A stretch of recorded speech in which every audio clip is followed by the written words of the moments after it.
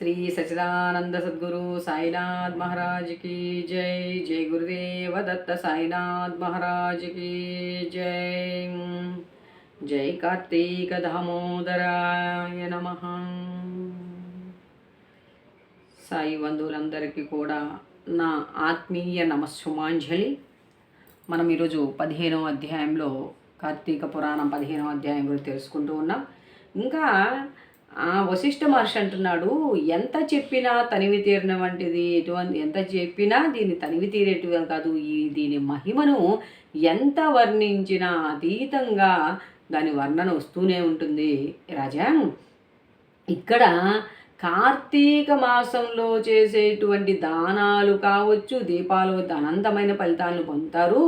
ఖచ్చితంగా ఈ నెల రోజులు పాటించిన వారికి ఖచ్చితంగా ఎన్నో జన్మల యొక్క స్మృతి కలిగి వైకుంఠానికి చేరుకుంటారు. అంతటి మహిమాన్వితమైనది కార్తీక మాస వ్రత విధానము అని చెప్పి ఆయన అంటాడు. ఇంకా రాజా, ఎవరైతే ఈ వ్రతాన్ని ఆచరించకుండా తమోగుణంతో ఉంటారో ఇబ్బందుల పాలు అవుతారు అని చెప్తూ, మరలా కనీసం నెలంతా చెయ్యలేకపోయినా కార్తీక పౌర్ణమి మొదలుకొని పౌర్ణమి, ఏకాదశి, ద్వాదశి, త్రయోదశి ఈ 4 రోజుల్లోనైనా ఈ పూజను ఆచరించినట్లయితే తప్పకుండా వారు వైకుంఠానికి చేరుకుంటారు.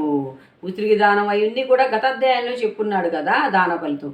సరే, ఎలా అంటే ఒక దీపాన్ని ప్రజ్వలింప చేయడం చేత మూషికానికి పునర్జన్మ ప్రాప్తించిన విధానాన్ని గురించి నీకు ఇప్పుడు తెలియజేస్తాను అని చెప్తూ గతంలో ఒక గ్రామంలో కర్మనిష్ఠుడైనటువంటి ఒక బ్రాహ్మణుడున్నాడు, వేదవిధుడున్నాడు. ఆయన ఒకరోజు ఒక ఊరి చివర ఉన్నటువంటి పాడుబయలుపోయిన శివాలయాన్ని శుభ్రంగా శుభ్రం చేసి అంతా ప్రతిరోజు చక్కగా శివలింగం చుట్టూరు దీపాలు వెలిగిస్తూ అక్కడ కూర్చొని కార్తీక పురాణాన్ని చదువుకుంటూ అలా జీవనయానం సాగిస్తూ ఉన్నాడు.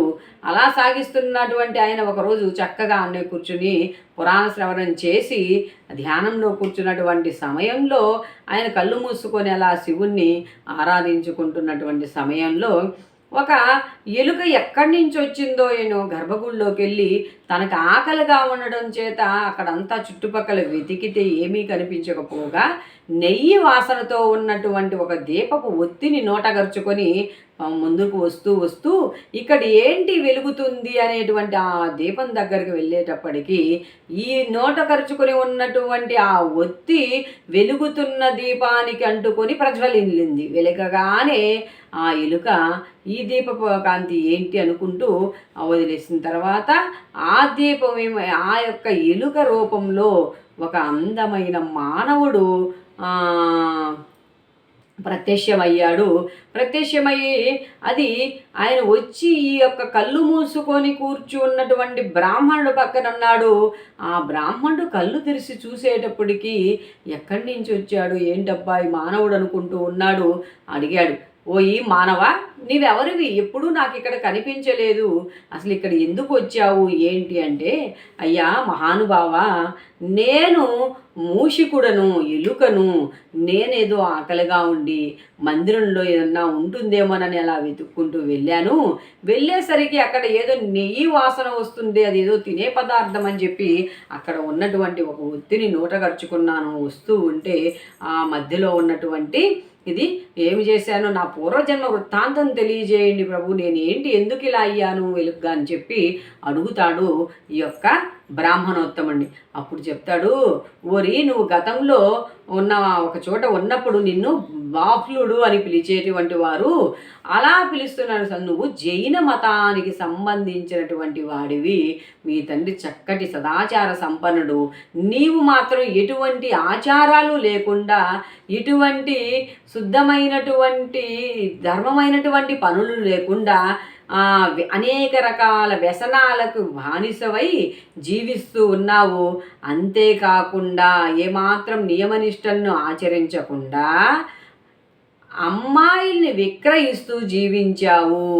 అలాగే విక్రయించినటువంటి డబ్బు కొంతమందిని ఎక్కువ ఏమన్నా వస్తువుల్ని వేరే వాళ్ళ దగ్గర నుంచి తక్కువ రేటుకు కొనేవాడివి, ఇతరులకు ఎక్కువ రేటుకు అమ్మేవాడివి.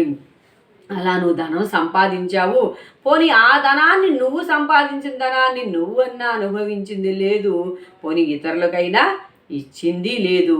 ఆ సంపాదించిన ధనాన్ని నువ్వు భద్రంగా నీ పెరటిలో దాచిపెట్టావు. దాచిపెట్టి ఏమాత్రం సత్కర్మలు ఆచరించలేదు. అలా నువ్వు కాలగమనంలో నీ యొక్క శరీరాన్ని వదిలేసి మూషికమయ జన్మ ఎత్తావు.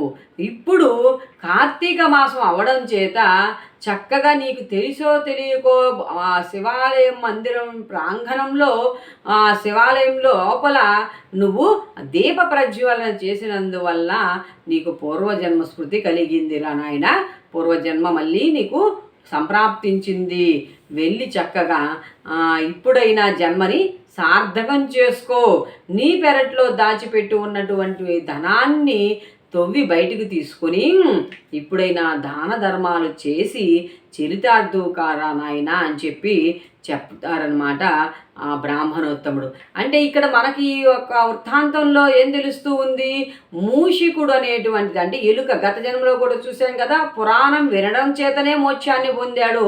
అంటే కార్తీక మాసాన్ని అవహేళన చేసినటువంటి ఒక బ్రాహ్మణోత్తముని కుమారుడు మూషికంగా మారి ఇప్పుడు ఇతను చూస్తే బ్రాహ్మణ వంశంలో జైన వంశంలో జన్మించినప్పటికీ కూడా సదాచార అంటే మన యొక్క విధి విధానాలకు తగినటువంటి ధర్మాలను నిరంతరం ఆచరిస్తూ ఉండాలి.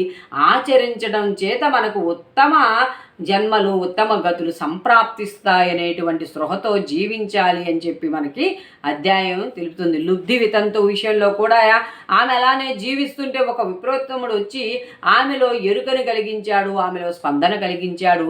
దాని ద్వారా తల్లి చక్కగా కైలాసానికి ఎగింది. అలాగే ఇతనికి కూడా ఈ విప్రోత్తముడు ఆ రకమైనటువంటి సందేశాన్ని తెలియజేశాడు. రేపటి అధ్యాయంలో దీపస్తంభం గురించి ఏంటి అనేది తెలుసుకునేటువంటి ప్రయత్నం చేద్దాం. జై సాయిరామ్, జై జై సాయిరామ్.